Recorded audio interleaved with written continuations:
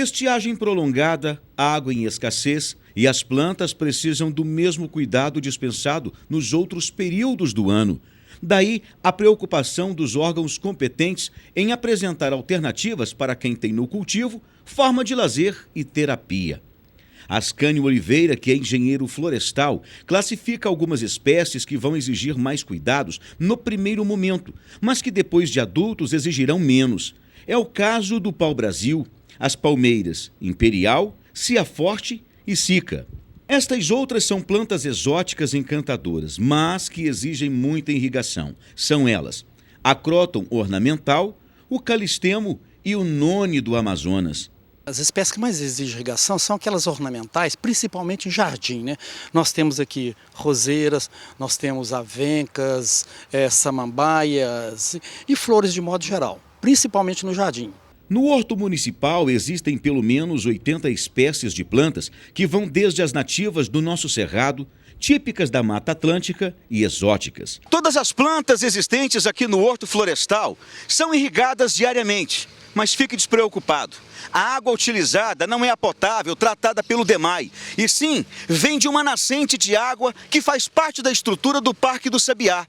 Essa água posteriormente é infiltrada através do solo, vai para a galeria da Anselmo Alves dos Santos, deságua na galeria da Rondon Pacheco e posteriormente vai para o leito do Rio Uberabinha. E dessa forma a natureza não sofre nenhum prejuízo. Para quem não abre mão de ter em casa espécies variadas, dicas simples podem ajudar. Esta samambaia, mesmo no vaso, exige aguação constante. Logicamente, consome muita água. Aqui você vê uma série de espécies que estão ainda nos vasos. Essa aqui, Ascânio, é o manacá. Essa aqui é a íris, né? É a íris. Íris, isso. E essa pequenininha de flor, um aspecto extremamente belo. Petúnia, né?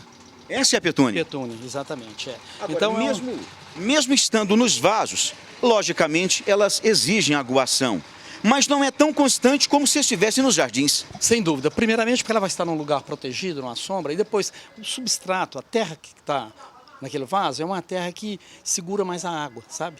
Então não tem um estoque de água maior do que se fosse uma terra arenosa, vamos dizer assim.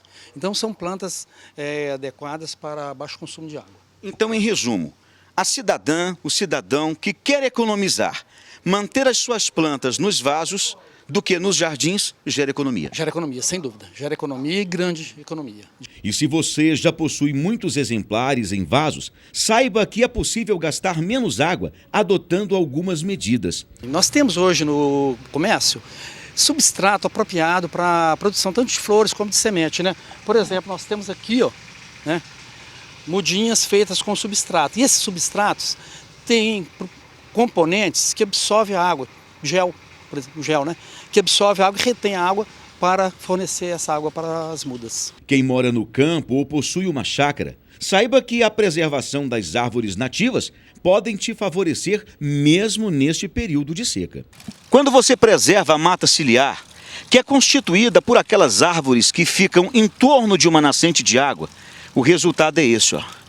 Uma mina d'água jorrando ininterruptamente, como esta. Ela sai lá do alto do bairro Tibere e cai aqui, ó, dentro do horto florestal. Água fresquinha, em resposta à manifestação de consciência ambiental. E esta última dica é para você que, apesar de amar as plantas, não tem muito tempo para cuidar e também não quer gastar água com a irrigação. Rosa do deserto, como o próprio nome diz, né? Rosa do deserto. E olha o estoque de umidade de água que ela tem aqui.